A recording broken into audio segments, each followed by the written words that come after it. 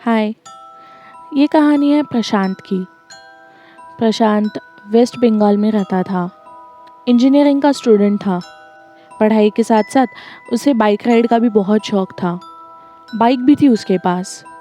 जब भी उसे छुट्टी लगती थी या फिर उसे टाइम मिलता था तो वो लॉन्ग राइड पे निकल जाता था। कभी कभी 2 दिन के लिए, कभी 3 दिन के लिए, या फिर कभी कभी तो 1 दिन में ही वापस आ जाता था। उसे बाइक राइडिंग बहुत ज़्यादा पसंद थी।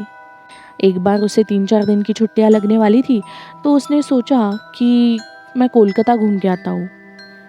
पूरा रोड ट्रिप बाइक पे राइड करते करते। क्योंकि वो 3 दिन की ट्रिप थी तो उसने होटल वोटल सब बुक कर लिया था। बीच में कहीं रुकना पड़े तो मुझे प्रॉब्लम ना हो। वो बहुत ज़्यादा एक्साइटेड था और वो दिन आ भी गया। उसने अपनी बाइक राइड स्टार्ट कर दी। कुछ किलोमीटर आगे जाने के बाद उसे बहुत भूख लगने लगी तो उसने बीच में गाड़ी रुकाई और एक ठेले पे भजिए खा लिए। भजिए खाने के बाद उसे थोड़ा सा अच्छा लगा, उसकी भूख भी कम हो गई और वो फिर से राइड करने लगा। राइड करने के कुछ समय बाद ही, शायद से 4-5 किलोमीटर आगे ही, उसे पेट दर्द होने लगा। जैसे कि उसका पेट बहुत ज़्यादा गड़बड़ा रहा था। उसे लगा कि अब तो मैं नहीं रोक पाऊँगा, मुझे तो टॉयलेट जाना ही पड़ेगा। उसने यहाँ वहाँ टॉयलेट ढूंढा क्योंकि उसका होटल आगे था। होटल पे जाके टॉयलेट जाना पॉसिबल ही नहीं था। अब क्या करूँ सोचते सोचते वो परेशान हो गया और जितना ज़्यादा वो देर लगा रहा था उतना उसका पेट गड़बड़ा रहा था। थोड़ा सा आगे गया तब उसे दिखा कि वहाँ पे एक पब्लिक टॉयलेट था। उसे देख के बहुत अच्छा लगा। हालांकि वो बहुत ख़राब हालत में था, बट क्योंकि अभी उसके पास कोई ऑप्शन नहीं था उसे जाना ही पड़ा। वो गया, वहाँ के वॉचमैन को उसने कुछ पैसे दिए और टॉयलेट करने चला गया। जब वो टॉयलेट कर रहा था, शुरुआत के 5-10 मिनट तो सब नॉर्मल था, बट कुछ टाइम बाद उसे किसी के पायल की आवाज़ आने लगी। पायल की आवाज़ सुन के उसे शौक लग गया कि जेंट्स टॉयलेट में लेडीज़ क्या कर रही है, लेडीज़ का क्या काम। अगर साफ़ सफाई वाला भी हो तो वो जेंट्स ही होना चाहिए, लेडीज़ तो हो नहीं सकती। तो उसने आवाज़ लगाई कि कौन है वहां पे? मैं अगर बाहर निकल गया ना, बहुत मारूंगा। कौन है, बताओ। और ये जेंट्स टॉयलेट है, यहाँ पे लेडीज क्या कर रही है? बताओ, वॉचमैन को बुलाऊं मैं? बाहर से कुछ भी आवाज़ नहीं आया। और क्योंकि कुछ आवाज़ नहीं आया वो और ज़्यादा सहम गया।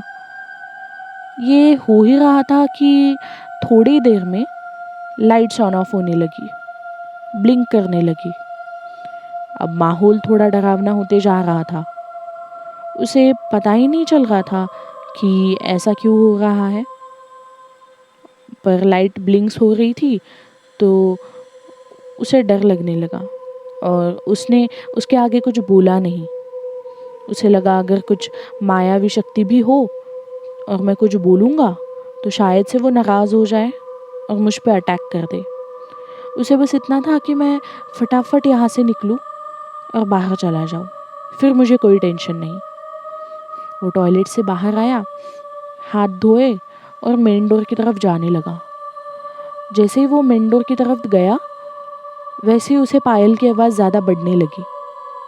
वो मेन डोर खोलने की कोशिश कर रहा था पर उसे रियलाइज़ हुआ कि मेन डोर तो किसी ने बाहर से लॉक किया है। वो खोलने की कोशिश किए जा रहा है पर दरवाज़ा खुल ही नहीं रहा। अब वो बहुत ज़्यादा डर गया। माहौल ही ऐसा बन रखा था।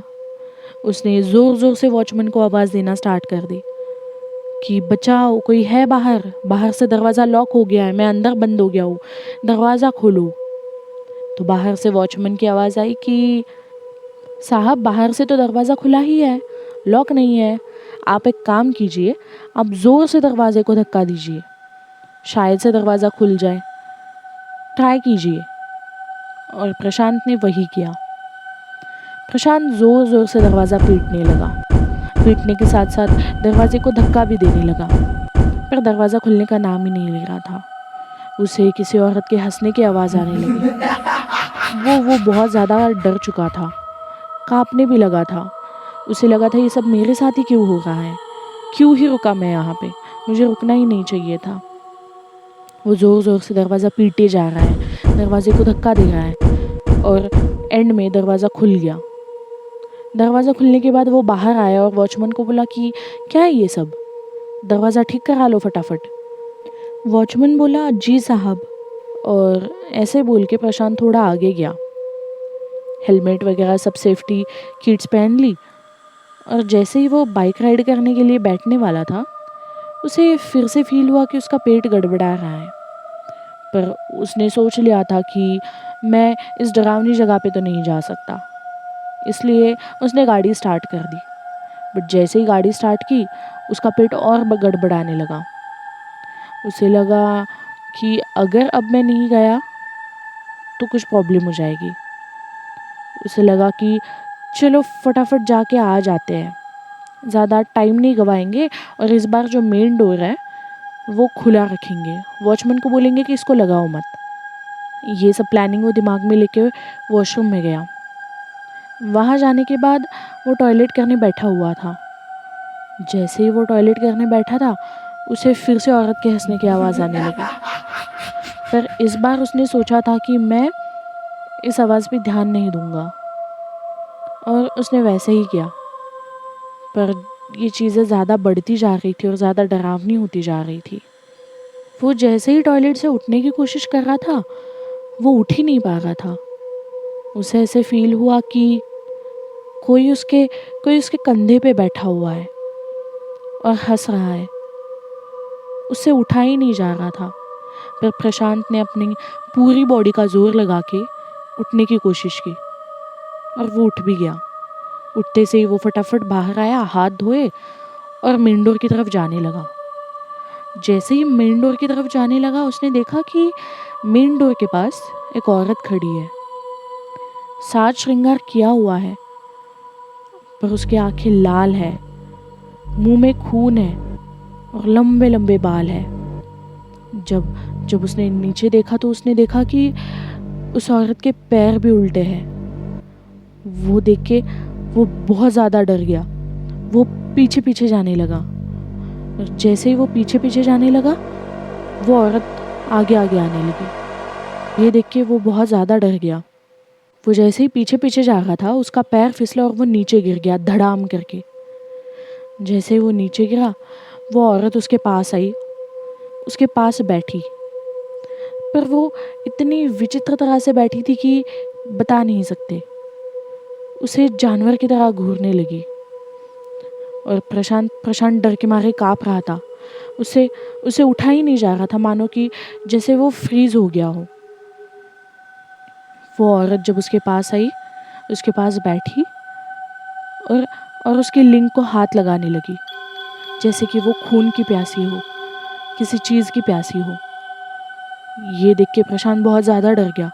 उसे समझ में ही नहीं आया कि ये औरत कर क्या रही है। उस चुड़ैल की नज़र में हवस भरी हुई थी। इतना घटियापन था उसकी नज़र में कि जैसे आज वो प्रशांत को कच्चा खा जाएगी। वो धीरे धीरे प्रशांत के कपड़े खोलने लगी। वो बहुत ज़्यादा डर गया और चिल्लाने लगा ज़ोर ज़ोर से कि बचाओ बचाओ। पर वो अपना हाथ पैर कुछ भी नहीं हिला पा रहा था। वो औरत उसकी तरफ देख के हंस रही थी, उसकी लिंग को गलत तरह से हाथ लगा रही थी, उसके कपड़े उतारने का प्रयास कर रही थी। प्रशांत ने सोचा अगर मैंने अब भी कुछ नहीं किया तो मेरी जान जाना निश्चित है। उसने अपना पूरा जोर लगा के वहाँ से उठने की कोशिश की और उठ भी गया। उस चुड़ैल को धक्का देके भाग के वो मेन डोर की तरफ आया। मेन डोर फिर से लॉक था। इस बार उसने समय न गवाते हुए दरवाजे को धक्का दे दे के उसने खोलने की कोशिश की। वो चुड़ैल फिर से पीछे से आई, ज़ोर ज़ोर से हंस रही थी और फिर से प्रशांत की लिंग को छूने लगी, गलत जगह पे छूने लगी। प्रशांत बहुत ज़्यादा डर गया था। प्रशांत ने ज़्यादा धक्का देके धाड़ धूड़ करके दरवाज़ा तोड़ दिया। जैसे ही दरवाज़ा तोड़ा, वो बाहर आया, वहाँ पे कुछ लोग खड़े हुए थे। वो भी उसकी तरफ ऐसे देख रहे थे कि मानो जैसे प्रशांत कोई पागल हो। और लोग तो कहने भी लगे कि पागल है क्या, पी के आया है क्या कर रहा है यहाँ पे। तो प्रशांत ने बोला कि देखो, मुझे कोई घूमने का शौक नहीं है, ठीक है, टॉयलेट गया था, मैं कोई घूमने नहीं गया था अंदर। और ये कि ये सब क्या है, कौन है अंदर, कौन है वो औरत चुड़ैल जैसी। तो लोग हंसने लगे। लोगों ने बोला कि ये पक्का पागल ही है या फिर पी के आया है, पीछे देख। जैसे ही प्रशांत ने पीछे देखा, उसे दिखा कि पीछे तो कोई टॉयलेट है ही नहीं, पीछे तो एक पुराना खंडर वाला मकान है। वो देख के प्रशांत के पैरों तले ज़मीन खिसक गई। उसे समझ ही नहीं आया कि उसके साथ क्या हुआ। तब वहाँ से एक बूढ़ा आदमी पास ऑन हो रहा था। तो उसने हंसते हंसते बोला कि क्यों, तुम भी मिल लिए लगता है चुड़ैल से, तुम्हारा लिंग नहीं छीना उसने।